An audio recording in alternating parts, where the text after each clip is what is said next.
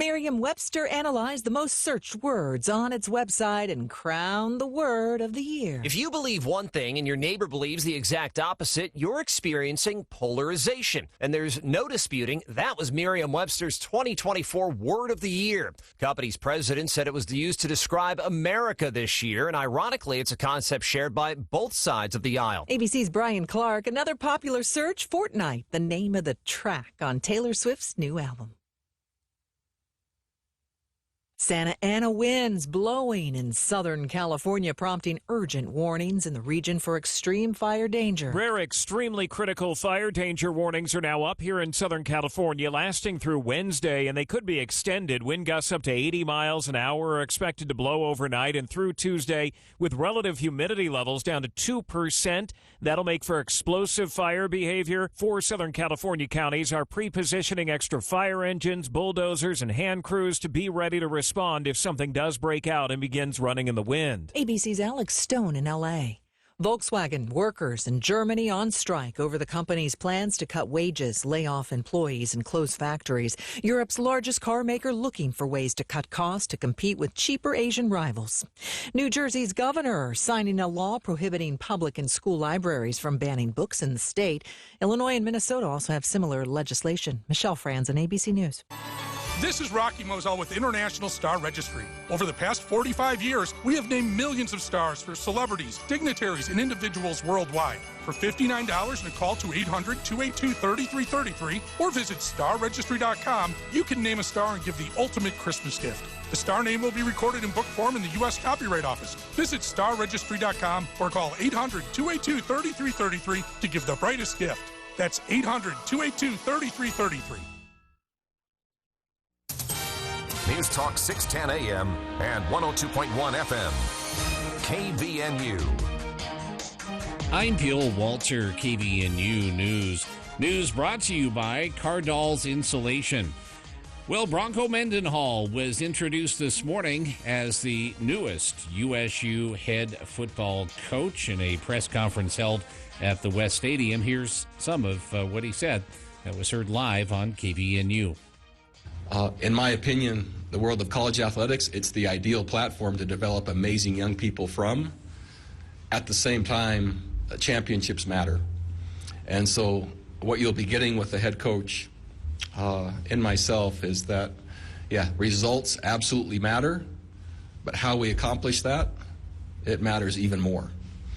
I care about these young people, who they become, what they do with their lives, how they play, but ultimately, if they're influencing this community in a positive way, if they're becoming amazing young men for their families, if they're able to contribute in society with all kinds of memories of championship experiences here, that looks like success to me. There isn't anyone on the planet that will have higher expectations for our players than I. The greatest gift I can give is that of extreme expectations.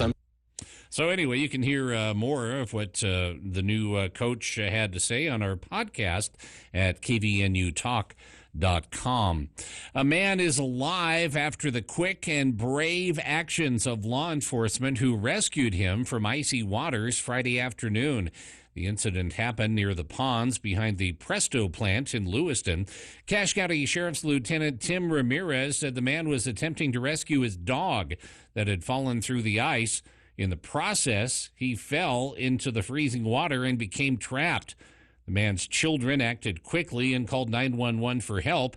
Deputies arrived on scene just after Lewiston EMS and Smithfield Fire personnel arrived.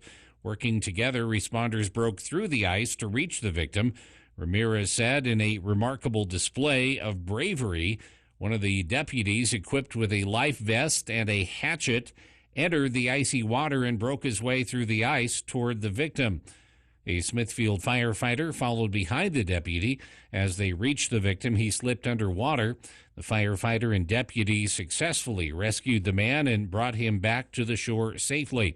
Paramedics treated the victim for exposure to cold. He was transported to the hospital in stable condition. The deputy involved was also checked out as a precaution. The dog was able to swim and climb out of the water by himself. Ramirez said this incident highlights the courage and dedication of the deputies, Smithfield fire personnel, Lewiston first responders, and the exceptional collaboration between the agencies. And after nearly 10 days of an inversion along the Wasatch Front, the smog is finally starting to clear out. Of course, this time around, it was worse in the Salt Lake Valley than in the Cache Valley. National Weather Service meteorologist Hayden Manhan said the improved air quality is due to Sunday afternoon's cold front. Inversions, of course, are common in Utah, Manhan said. At its peak, the smog covered the view of the mountain range. Manhan said it took about 3 or 4 days to start building the haze, and then after 7 days or so, when they started accumulating a lot of moisture in the valleys from the Great Salt Lake. This week, Manhan said there was a thick layer of fog trapped due to the inversion.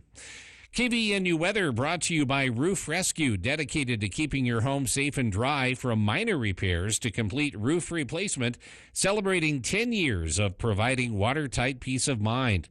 Call 435-999-4268 or see roofrescueusa.com. And our forecast for tonight, partly cloudy, patchy fog after midnight, low near 20. Partly cloudy skies, some patchy morning fog on Tuesday, high temperature tomorrow in the mid-30s. Get more news at CacheValleyDaily.com. As the weather outside turns frightful, it's time to think about making the inside of your home delightful. Wrap your home in warmth this winter with Cardall's insulation. Their insulation doesn't just keep the cold out, it keeps the warm in. Today's insulation will make your home quieter and can dramatically cut down on your energy bill. Whether it's an attic, garage, or your entire home in need of insulation, Cardall's Insulation is who you should call. 755-5012. There's still a tax credit up to $1,200 you can take advantage of. Call 755-5012. Happy holidays from Birch Creek Golf Course. For your golfer this Christmas, I invite you to visit birchcreekgolf.com. Birch Creek's online store offers punch passes that are on sale at the spring sale price, as well as driving range passes and discounted golf lessons from our PGA teaching staff. So for your golfer this Christmas, I invite you to visit birchcreekgolf.com and enjoy Birch Creek's virtual online store. And happy holidays from your friends at Birch Creek. Imagine giving the gift of a warm meal to a local family, providing essential care to children across the globe, or offering a blanket to someone right here in Cache Valley, all with the tap of a button. The Light the World giving machines are coming to Cache Valley, and all are invited to a community celebration. Come enjoy live music Monday, December 16th, starting at 6 p.m., right off Center Street in Logan, next to Great Harvest. Together, let's show what Cache Valley is made of. The giving machines will be in Cache Valley December 16th through January 1st. KVNU's For the People with Jason Williams and Bill Walter. And it is Utah known as the fraud capital of the world. Not because we have more people committing fraud, but because we have so many people falling for it. Going beneath the headlines and connecting you to the newsmakers. The radio is a great way to get the word out to a lot of people in an emergency. So we thank you for your help and being a partner with us. For the People on News Talk KVNU, 610 AM, 102.1 FM, online at 610kvnu.com and on the KVNU mobile app.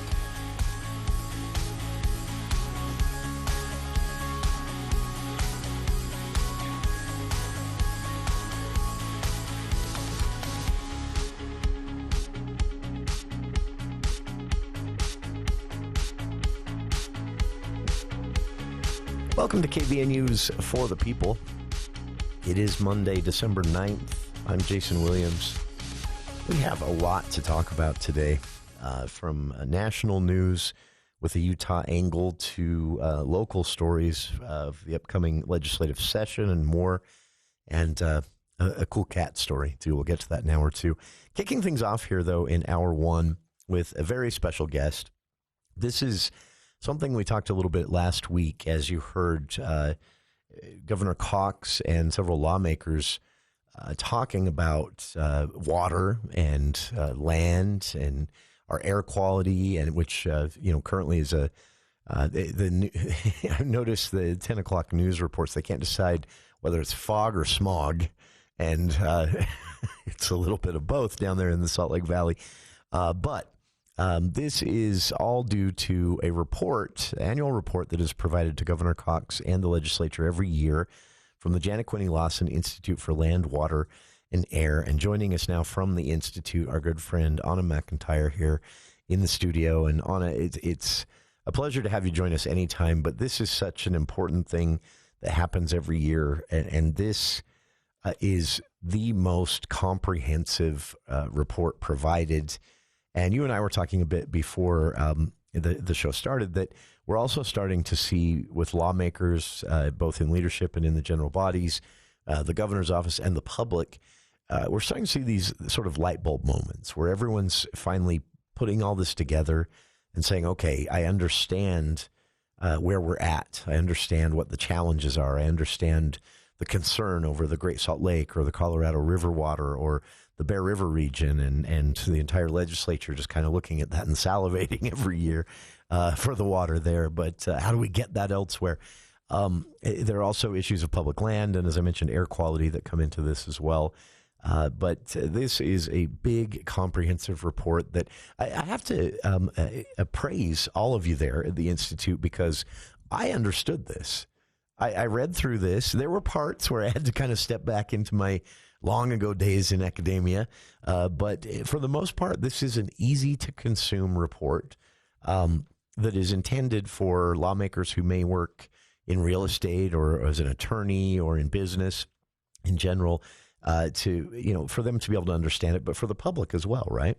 Yeah. Well, Jason, thank you for having me here today. This is our fourth annual report to the governor and legislature on Utah's land, water, and air. And it's designed to give a number of quick hot takes to legislators or other policymakers on Utah's land, water, and air. And it's designed to be as helpful as possible, with the idea that if you've got 10 seconds to flip through it or a couple hours, that you can get something out of it. So it's not designed like an academic article to say, well, you're going to have to read through the whole thing to be able to understand what the science is. But we work really hard to take really intense research that's done by Utah State and other researchers to be able to distill what the key takeaway is. So whether you can just read the title or the takeaway or look at the graph or read through the whole thing, you get some value out of it. And it's also a beautiful report, too. We worked really hard to put in I really enjoyed beautiful images into it because that makes it easier to understand, to read, to get a sense of what the topic is. Well, and for me, it's sort of some of those images, it sort of drove home, okay, this is what we're talking about, especially in the lands portion. That for listeners out there, I wanted to throw this out as an example of both how easy this is to understand, but also how all of these things connect and how the upcoming legislative session is so important. Every session is important when it comes to land, water, and air. But right now there's an urgency to water, to land when it comes to housing and space and planning ahead. And, of course, air quality is this time of year something on everyone's mind. We forget about it in the summertime, but wintertime we remember those inversions and the smog and the pollution. And but in the land section, I love this. There's a portion of the lands chapter of this report presented to the governor and the legislature last week that says, people, I mean, this seems like such a no-brainer, but people live where they choose to live because of the quality of life. And it's obvious that public lands, access to wilderness areas, access to canyons and rivers, and that is part of why they choose to live where they live. And then there's a portion where it talks about, just one example, fishing, which I think everyone listening right now, if you're not a fisher, you know someone who is a fisher, and or you've passed them driving through the canyons. But that's such a great example of someone might actually choose, if they have the option, to live somewhere where they can go do that as soon as they get off work in the afternoon or in the evening or something like that. And it drives home the importance of our public lands in our quality of life. And it made it so simple to understand that. Yeah, and I think that it really shows the interconnectedness between our economy and our land, water, and air, and how closely they are intertwined. There's been a lot of research over a long time about the value of living close to high-value public lands like national parks and state parks, but even just general public open land has value. So going out and being able to OHV or dirt bike or find just some open space where you can see the stars, that has a public value. And what that means to people in the state is they're receiving an economic value when they live there because they get something that they value, but also employers, they are able to factor that into their ability to recruit people to Utah. And so that makes a big difference as well. The other thing with the quantifying the value of fishing in Utah, so this was a study to understand what the value is of access to fishing is in the state, but also looking ahead to see what are the threats to the activity in the industry in the future, and just being able to future cast and being able to anticipate what those challenges are ahead will make it easier to choose solutions now that are cheaper and less costly, so that we can preserve this into the future. And one of those recommendations that they outlined is, as we have housing developments and other developments cropping up, especially along waterways, it's much easier to preserve access points for fishing locations than to try and reclaim those later after development has already occurred on those areas. It's a much more cost-effective and forward-looking way to think about things. That is, this portion for some reason just caught in my mind, and I've been thinking about it since I read it. Another item from this, it's mentioned that this is a multi-billion-dollar industry as far as, the effect it has on business, as you said, business being able to recruit because, hey, you can, 15 minutes, you can be up on a river fishing, 15 minutes from work or your home. And I've joked before on the show that I've kept many jobs I maybe wouldn't have in the past because I could take a lunch break and be quite a ways up Logan Canyon eating my lunch and then back to work. And I have friends who do the same. I probably wouldn't have stayed at some of those jobs as long as I did if I couldn't have been able to do that. It kept me sane.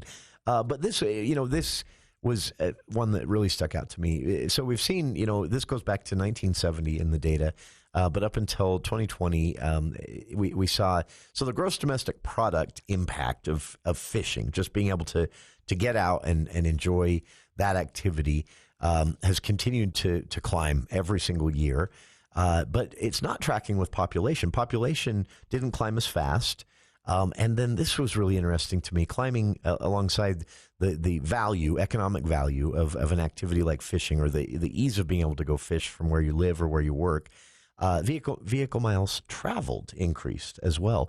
And so I that was a light bulb moment for me. I thought, okay, looking at this as a state lawmaker, that's where public lands and economic activity and recreation and transit funding all merged together in this big, and that has to be overwhelming for lawmakers. Yeah, and it tracks across multiple industries. So this particular part of the report was about fishing, but the work that's done by the Institute for Outdoor Recreation and Tourism, they highlight mountain biking as the fastest growing outdoor recreation sport. They highlight the expansion of RVing and other types of camping. And so if we have so many more people, a much larger percentage of the population who are valuing going outdoors, as so many of us do, those all have huge policy impacts, just like you said, across lots of different policy sectors. It's an amazing report. And by the way, you can find this report at usu.edu/ILWA. That's Institute of Land, Water, and Air. usu.edu/ILWA. Just click on projects and publications, and you'll see this report right at the top. The 2024 report to the governor and legislature on Utah's land, water, and air from the Quinney Lawson Institute. I throw school in there every time. The Janet Quinney Lawson Institute for Land, Water, and Air. We have Anna McEntire in the studio with us. And stick around. More to come right after this.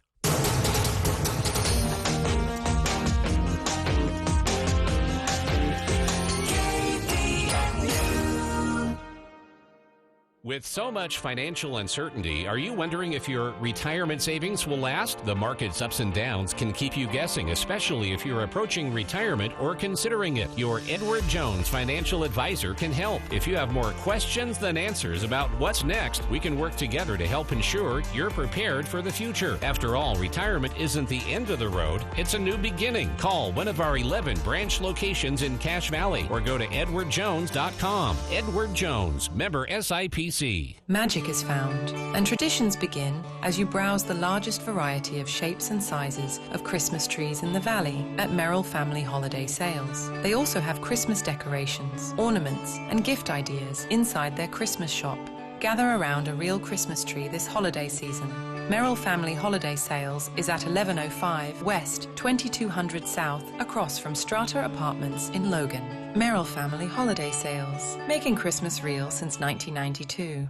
From all of us at Back at Work Physical Therapy, we're honored to be named the silver winner for Best Physical Therapy in the 2024 Best of Northern Utah. It's all thanks to our incredible team and loyal patients and providers. Thank you.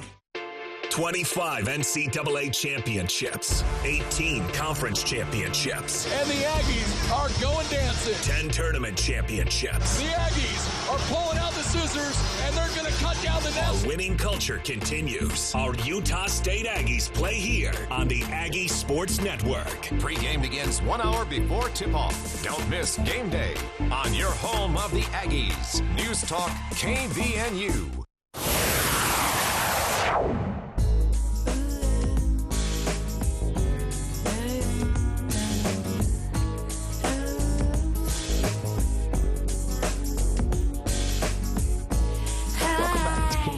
For the people. Speaking with Anna McEntire of the Quinney Lawson, Quinney Lawson Institute for Land, Water, and Air. It's a challenge for me, Anna, to get this, to memorize that full title finally, but it's a lengthy title, but it's well deserved. And the Institute does some amazing work year round. But most recently, they presented their annual report to the governor and the legislature. The report can be found at usu.edu/ILWA, Institute Land, Water, Air, ILWA, and just click on projects and publications. There is you can download the full report, and if you want to, Anna and I were talking about how easy to digest this is. If you want to dig in to the data and the science behind this, you're welcome to. It's there as well. But if you are like me and don't have time to do a full research project like that, it's summarized in some amazing graphs and visualizations. It covers everything from land and air throughout the state to Bear Lake here in northern Utah. And there's even a special metrics portion of this where you can kind of see everything from a numerical perspective. Forest and rangelands, everything is in this report. The governor talked a lot about it last week. The legislature has been talking about it as well. It will inform the upcoming legislative session, which is the goal of the Institute at large, to make our public policy debates smarter, better informed. And it was fun to see some of those light bulbs go on. Just a few tweets from lawmakers last week. I mentioned, Anna, you could see them starting to connect, land policy with business recruiting. You can see them start to connect air quality with economic activity and tourism, and long overdue. I mean, all of you have known forever that this needed to happen, right? It is long overdue, but it's also, it's not always easily just understood that sure. There's a different language that's being spoken in policy land. In fact, we had a couple faculty members. This was the first time they were able to come down to the event where we released the report, and don't have as many opportunities to interact with our policymakers and other business leaders. Sure. And I had some of them come up to me afterwards and say, wow, this is a different universe. It's a different place where the motivations are different, and we dress different, we talk different. Sure. And that's the translational work that we try to do, because the work that's been done by our researchers at Utah State is so important, but not always the easiest to translate into to policy or business or those decisions that need to be done. They are Sure. so good at deep knowledge, and legislators are required to do breadth of knowledge. And so getting the key points in the fewest words possible. That's what we try to do. Well, and it's amazing, too, to see, jumping ahead a little bit, maybe to the Bear Lake section, all of these different, as someone who cares very much about the wilderness areas around us, the public areas around us, the canyons, the mountains, all of that, from my time when I was younger and more active backpacking, I hope to get back to that, but time at Bear Lake, time up in the canyons, running the dog on public lands on at multiple days a week to keep him from eating the couch while I'm at work. All of these things have to do with everything we're talking about here, and the research being done at the Institute to better understand and plan for the future to maintain and protect all of that.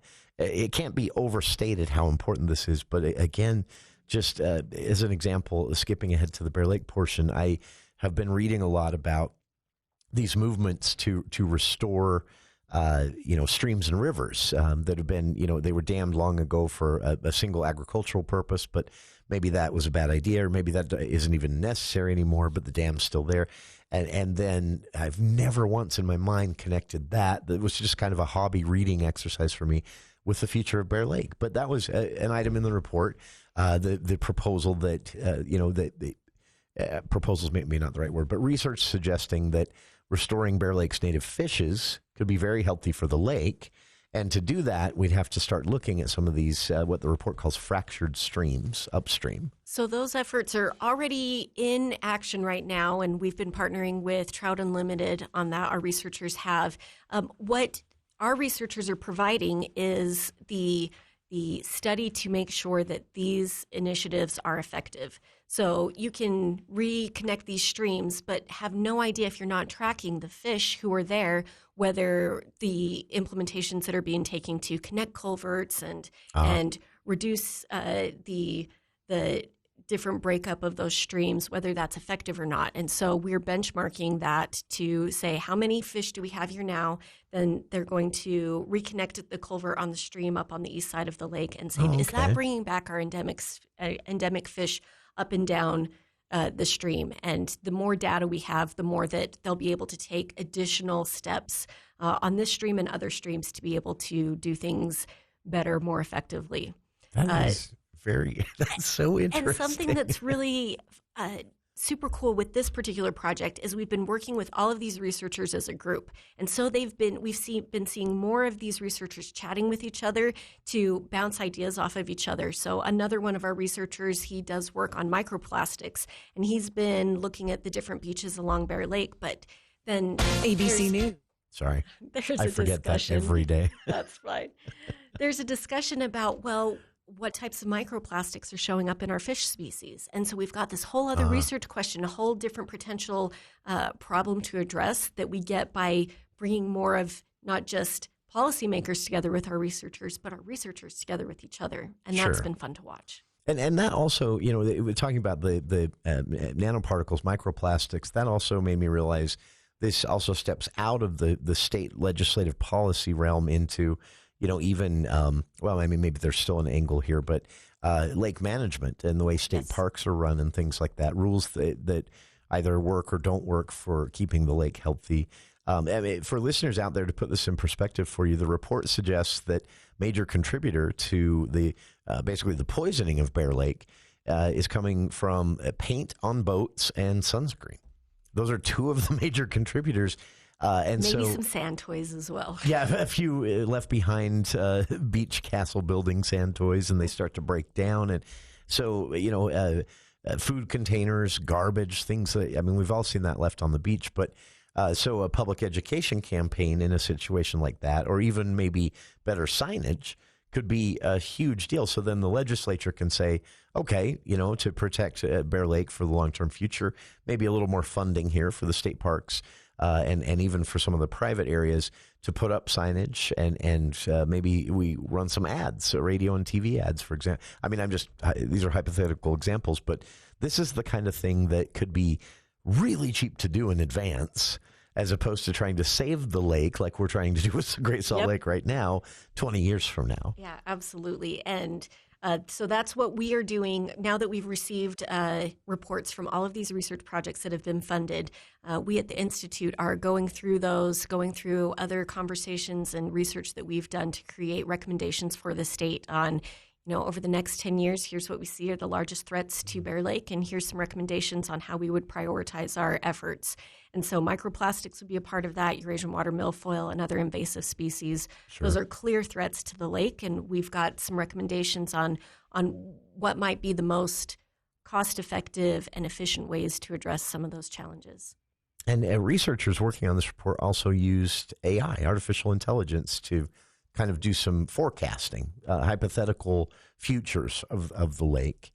And that's fascinating to me to think of. You've got all of this data. You can make an AI model so smart, and then you just say, if we don't do this, what does 10 years from now look like, 20 years from now?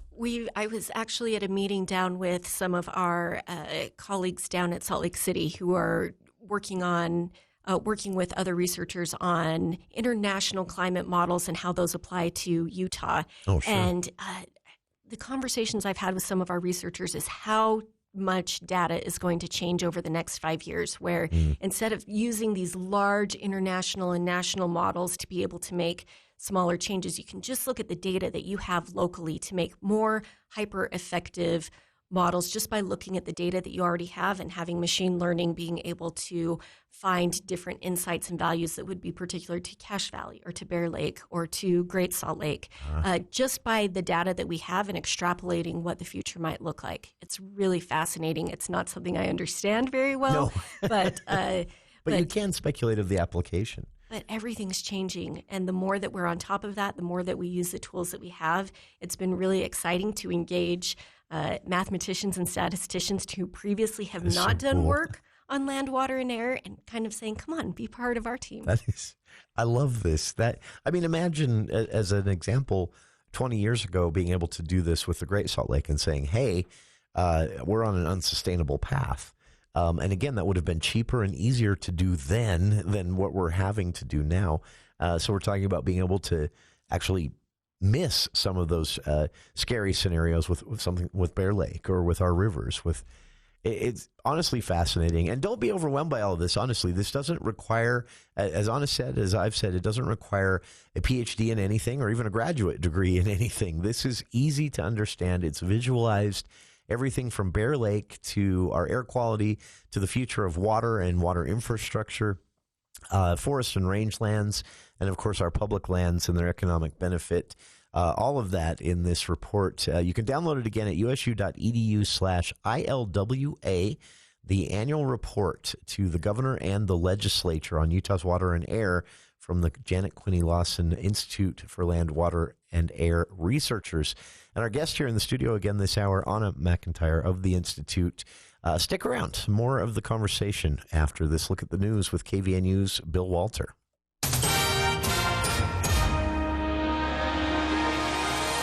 Thank you, Jason. KVNU News is brought to you by Mount Logan Laundry.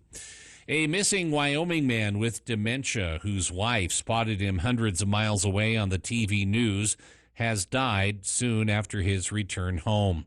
91-year-old Michael Black fell ill with the flu days after he returned to Afton, Wyoming, with his wife, 77-year-old Avril Black. Avril tells KSL-TV he died under home hospice care. Michael Black had wandered off November 25th and hitchhiked more than 200 miles to Salt Lake City. KSL-TV reports the station happened to record him in a segment about a rescue mission feeding the homeless. Avril saw her husband on TV and went and fetched him from Salt Lake City on Thanksgiving Day. A polygamous religious leader faces decades in prison in Arizona after claiming more than 20 spiritual wives, including 10 underage girls. Samuel Bateman has pleaded guilty to coercing girls as young as 9 years of age to submit to criminal sex acts with him and other adults. Bateman declared himself a prophet of a small offshoot of the sect once led by Warren Jeffs, who led the Fundamentalist Church of Jesus Christ of Latter-day Saints. Bateman admitted he schemed for years to transport girls across state lines for his sex crimes and later to kidnap some from protective custody. The crimes could put him in prison for life. Kevin Huerter had 26 points, including 6 3-pointers, and the Sacramento Kings beat the Utah Jazz 141-97 last night in Sacramento. The Kings, who have won 3 of their last 4 games, are on an offensive tear after scoring 140 points in Friday's win over the Spurs. The Jazz, who have lost 6 of their last 7, were led by Keontae George with 25 points and John Collins with 19. The Jazz never led in the game. The Utah Jazz host the Phoenix Suns on Friday night.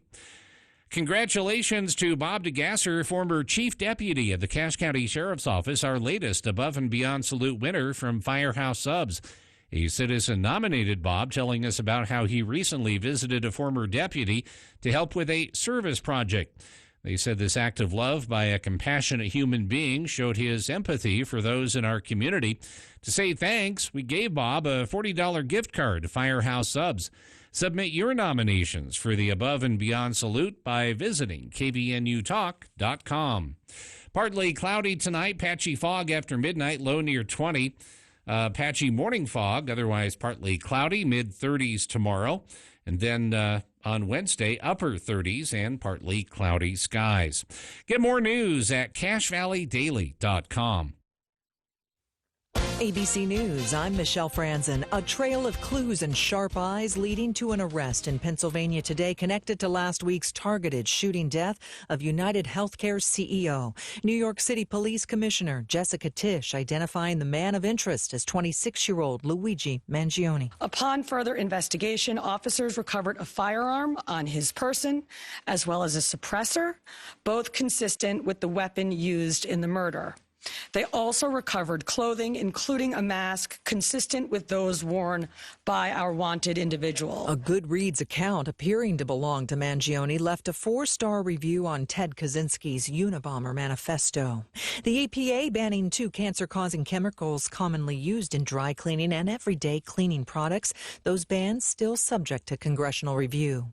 Former New York Yankee slugger Juan Soto signing with the New York Mets. He'll get $765 million over the next 15 years, a record. This is ABC. Is your family visiting for the holidays, or are they already here? Well, they have laundry to do using your machines, and it'll take away hours from your family time. We'll send them to Mount Logan Laundry with the large 55 and 80-pound washers and dryers that dry 30% faster. They'll find clean, comfortable environment with free Wi-Fi internet and drop-off service, and they'll be back in no time. Recommend Mount Logan Laundry. They're at 5th East and 9th North in Logan, or in Brigham City on the corner of 1st East and 7th South. Mount Logan Laundry, the cleanest spot in town. This is financial advisor TJ Davis from Edward Jones, bringing you the daily financial market report. Stocks start the week lower. Major equity markets closed lower on Monday, with the Dow closing down 241 points to 44,402. The NASDAQ closed down 123 points to 19,737, and the S&P 500 closed down 37 points to 6,053. Markets this week are focused on key inflation readings. The Consumer Price Index for November will be released on Wednesday, with forecasts calling for inflation to rise to 2.7%, up from 2.6% in the prior year. Bond yields are up, with the 10-year Treasury yield at 4.19%. Bond yields have risen since the recent low in September, as bond markets have reduced expectations for the Federal Reserve's interest rate cuts. We expect the Fed to continue cutting interest rates, as moderating inflation should allow monetary policy to be less restrictive, though the path is likely to be slower and shallower than previously expected. A few stocks of local interest. Zions Bank Corporation closed down $1.09 today to $58.07. Nucor has closed up $2 and a penny to $144.58. Northrop Grumman was up $5.52 today to close at $479.17, and Procter & Gamble is down $3.03 today to close at $170.79. This has been today's financial market report, brought to you by TJ Davis at Edward Jones. Member SIPC, serving individual investors with personalized attention and financial advice at 575 East, 1400 North, Suite 150. If you'd like additional information, please contact me at 753-0153. Daily commentary is also located on our website at edwardjones.com. Hey, business owners, when it comes to your employee benefits package, you deserve the best. This is Matt Robbins with Quality First Insurance and Alera Benefits. We believe employee benefits should be affordable and hassle-free. Let's sit down and give your benefits package a fresh look. Call Quality First Insurance and Alera Benefits today, 435-752-0101.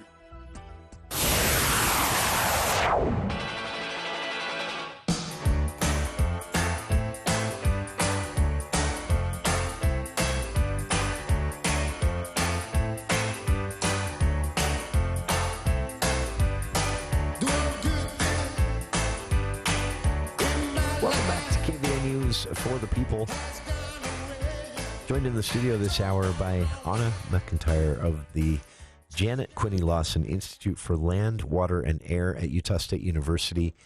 You can connect with the Institute for all of their research at usu.edu/ILWA. That's for Land, Water, and Air Institute, Land, Water, Air. And I've linked to that on our Facebook page. But they recently reported an annual report they provide to the governor and the legislature on Utah's land, water, and air. And you can download and read this. It's easy to digest. It's easy to understand. It's meant for both lawmakers, policymakers, and the general public. And it is comprehensive. Everything from the southern border to the northern border when it comes to land, water, and air, including a dedicated chapter just for Bear Lake. There are also chapters on forests, rangelands in southern Utah.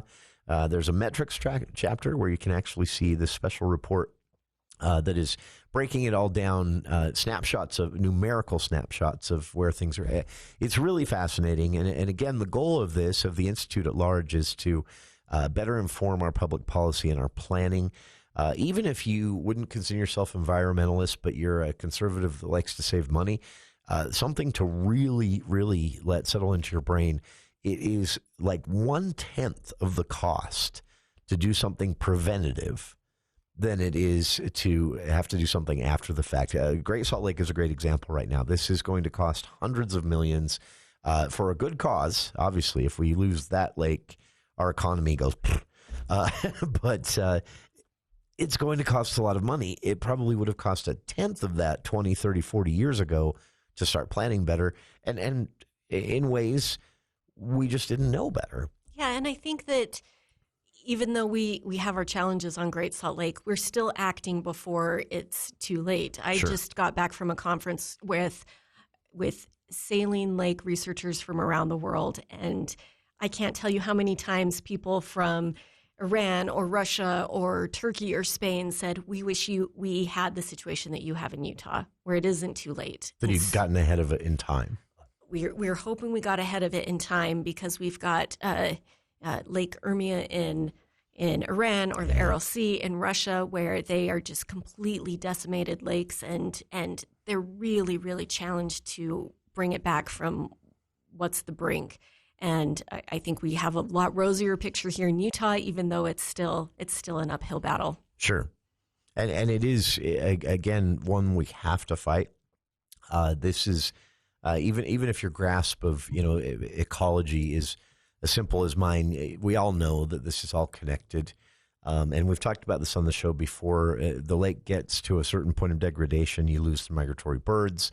That changes everything from growing seasons to wildlife. If the wildlife starts to shift and migrate elsewhere or stay elsewhere, that starts to have economic impact, environmental impact, and it's just a giant swirl down the bowl at that point. So, this is so important, and I love that this report just takes it all, what would normally be overwhelming, and connects it all together, makes it easy to understand. And do you have any favorite parts of the report? I know every year there are things that, I remember we spoke with Brian last year, and he said there were some things that really surprised him in the report that he didn't expect to be there, and he's was overseeing the research.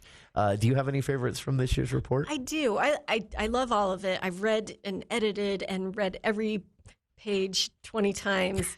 I have the best job to be able to go and ask the best researchers at Utah State, what do you do? Why does it matter? Now make it interesting. That would be fascinating. They do a great job at it too. One thing that I was thinking as I was rereading this again today is this is focused on Utah, but we use a lot of data from outside of Utah to provide context to make decisions so that we aren't in some of those other situations.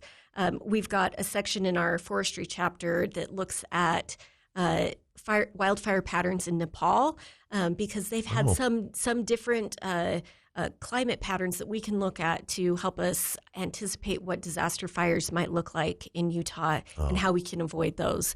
At the same time, we had a research project that was going just up in Idaho on agricultural optimization. I know we talk a lot about flood irrigation is so wasteful and lining our canals is going to save a lot of water. And those things are true, but also there's a virtuous cycle of water usage. And so they looked at some irrigation patterns up in Idaho and found that if you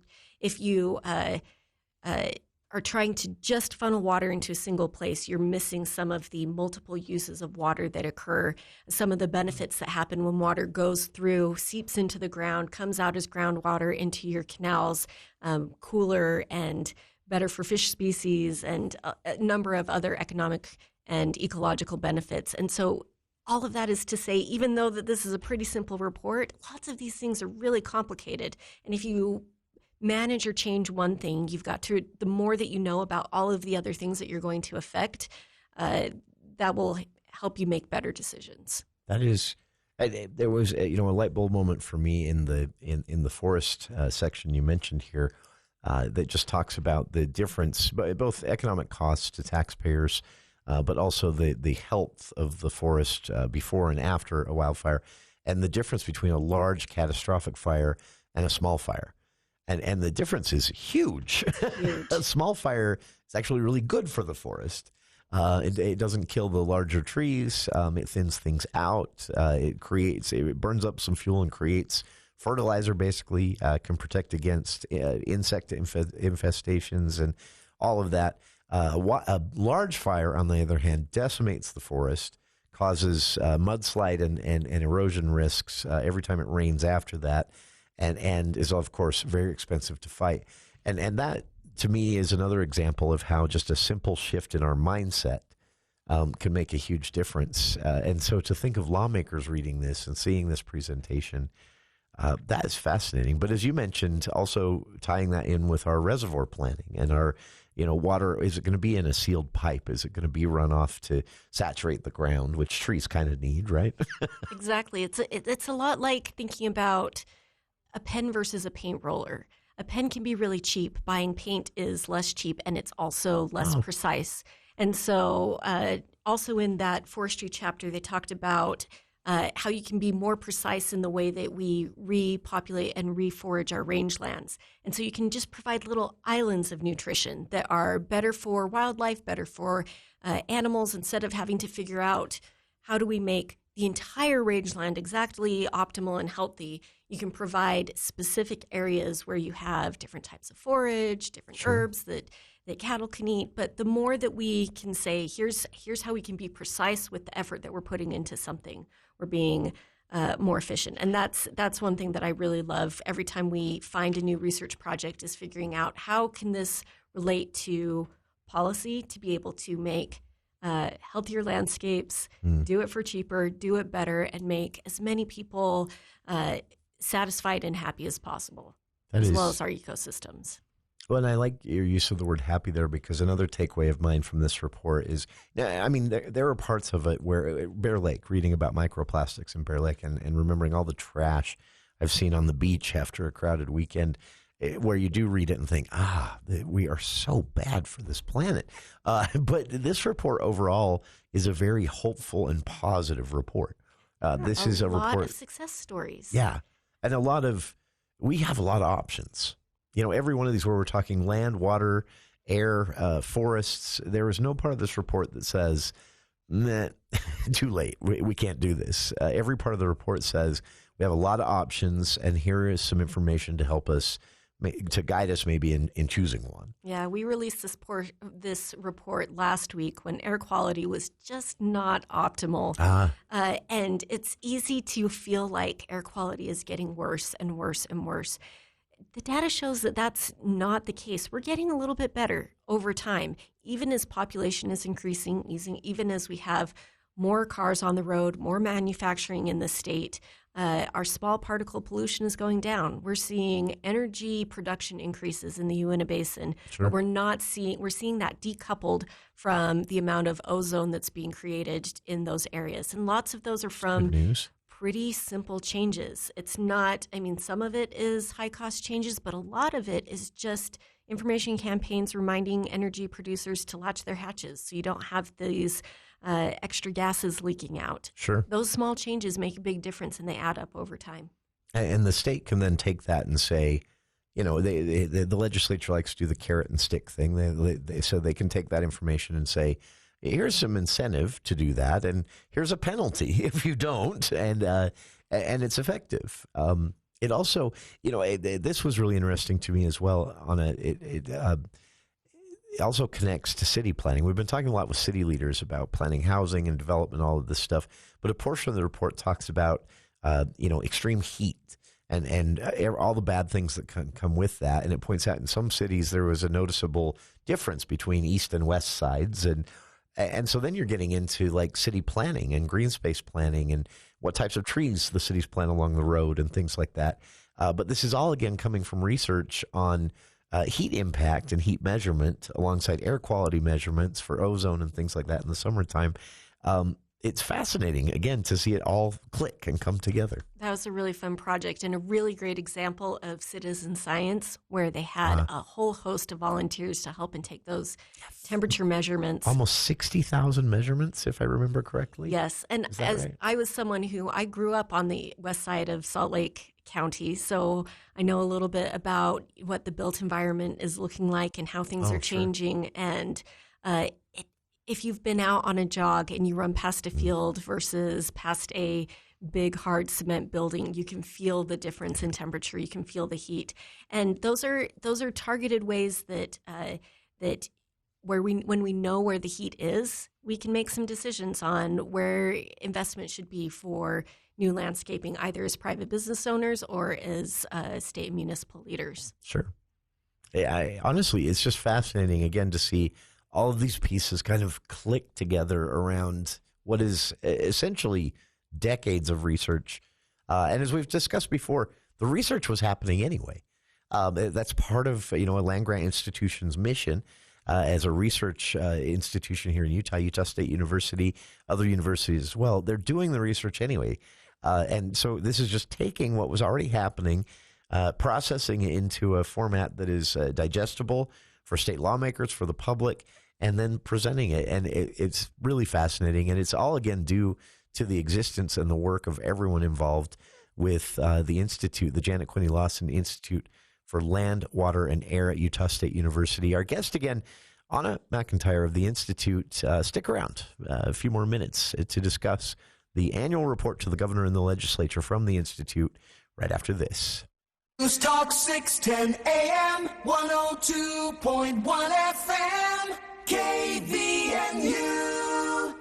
Are you in need of excellent surgical care? Budge Clinic General Surgery offers the future of surgery with state-of-the-art robotic-assisted procedures. From cancer treatments to surgical needs, they've got you covered. Call Budge Clinic General Surgery today, 435-716-1950, to schedule a consultation and experience the best possible outcome. Trust Drs. Anderson, Marshall, McKenna, and Peterson, the experts at Budge Clinic General Surgery, helping people live the healthiest lives possible.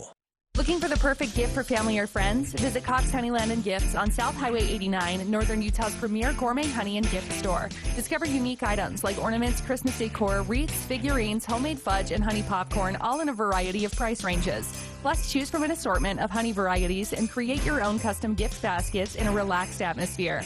Enjoy free gift wrapping and shipping anywhere you need. Sweeten your winter season at Cox Honeyland, 1780 South Highway 89. Call 752-3234 for more details.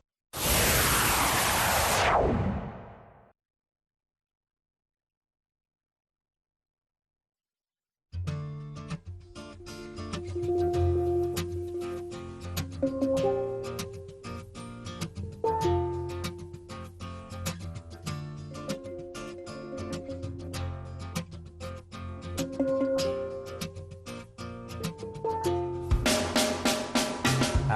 know she said it's alright, but you gon' make it up next time. Welcome back to KVN News for the People. Anna McEntire has been our guest this hour, and it's been a fascinating conversation. There's no way, even if we did the full show, we would still leave some things undiscussed from this report. So I just encourage everybody to download the report presented to the governor and the legislature on Utah's land, water, and air, presented last week at an event by the Quinney Lawson Institute for Land, Water, and Air at USU.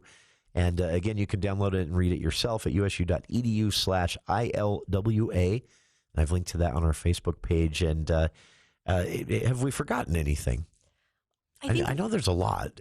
But one thing that drew me to the Institute when I started, and one thing that Governor Cox re-emphasized when he spoke at our event, was that one of the reasons that we do what we do is because we feel emotionally connected to our landscapes.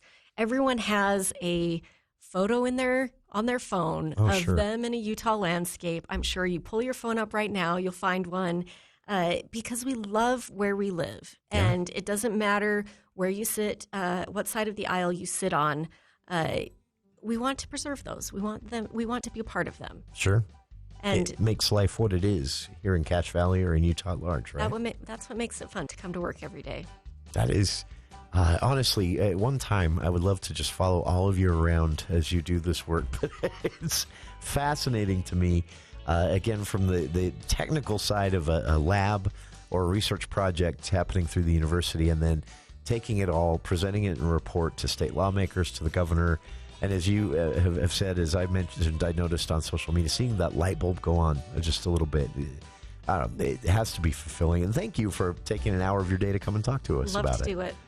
Anna McEntire of the Quinney Lawson Institute for Land, Water, and Air has been our guest again. Thanks to our listeners for tuning in.